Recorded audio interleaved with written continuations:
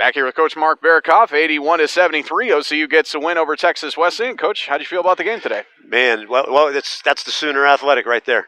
Every game is a dogfight, and I'm just pumped for the guys. I mean, they just battled every single possession against a very well coached team. I mean, Texas Wesleyan's very good.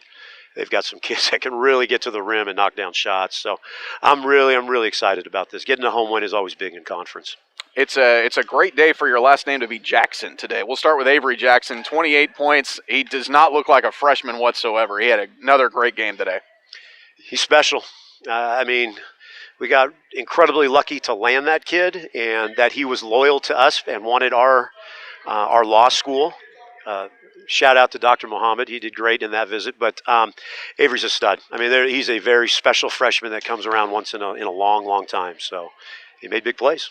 This is probably not the type of game you expect from Brandon Jackson today. He didn't make a two-point shot. He hit 4 threes in the game, 4 out of 6 from 3, and had a double-double, 17 and 12. The 12 rebounds is what you want from him, but I think the threes are kind of icing for him, right?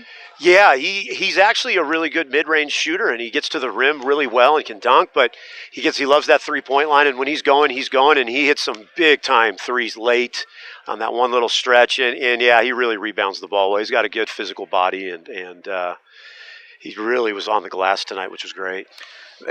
You mentioned their offensive prowess, but one guy who did not get going today was Peyton Salee. Limited him to just 2 points, did not hit a 3. That was big time, the effort on Peyton today. Yeah, he's such a big time 3-point shooter that, we really worked on trying to take his game away.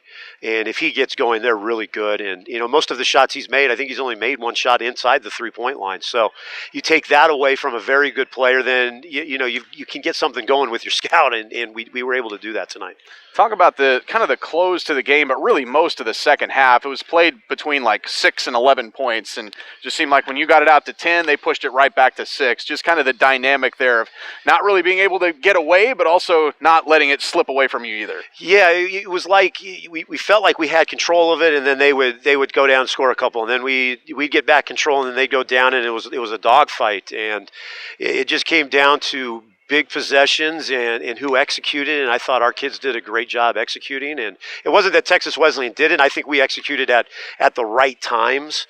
When they were making a run, we'd come down and hit a 3 or get an and one and get to the free throw line. And it didn't have great flow, but it felt like there was good flow if you're watching the game. But as a coach, it was kind of stop, start, but we just had some good possessions. I was really pumped for that. How do you feel out your rotation, particularly in the second half? Because you like to play a lot of guys in the first and then not so many in the second. So just take us through that process. Yeah, we play a lot of guys in the first to get a feel how they're looking and how the matchups are. And you could get a guy maybe hitting a shot that might be good for the second half. So we've always done that. And then the second half, you go with the guys that you really feel comfortable with in big moments. And it's not that the bench guys don't. It's just that flow and that feel. And that's why we play them early. And we also try to give some of our guys a little bit of a break in that first half and give them a rest.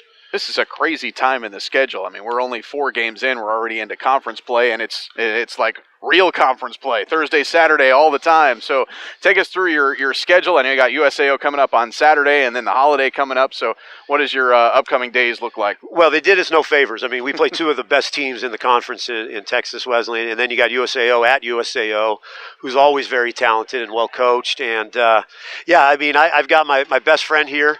Long time. We're California guys. I haven't lost a game when he's been in the gym, so let's keep that going. But yeah, bring him every time. But he was saying, Hernando was saying, we're already in conference play, and I said, yeah, and it's like a massive conference game with 2 teams that have historically been very good and have had great games, and we're not even to a break yet, like Thanksgiving break, and we're right in the thick of it, and it's odd, but we do play 22 games, and there's no more. I mean, I think we have 1 non-league game left, and then it's just the rest conference, and it's going to go fast. Things go so fast. How are you going to handle the holiday week as far as letting guys go home for a while and coming back, getting back for a game? I am big on letting the guys go. They give so much of our time and put so much time in this gym and with their academics and then basketball. We'll play Saturday, practice Monday, and then we're off. And then we will come back on Sunday and get ready for Paul Quinn. But I like them to go home. and be with family. And I know some of the guys are coming over our house, my wife and Stacy and I, and I like them to enjoy that time. There's two big breaks. You get Thanksgiving and Christmas, and I want them to be with their families because their families allow us to have them so much. They need to go and relax and enjoy that family time because they're such good kids. And I mean, this is the most fun I've had in a long, long time in coaching. This is just a fun group. All right, well, let's have some more fun on Saturday. Stars travel to Chickasha for a 2-4 doubleheader, women's game first and the men's to follow. So we'll talk to you then. 63-61, the final score of the women's game. Texas Wesleyan gets a win there, and OCU's men's team gets an 81-73 win over Texas Wesleyan here at Abe Lemons Arena. We'll talk to you next time.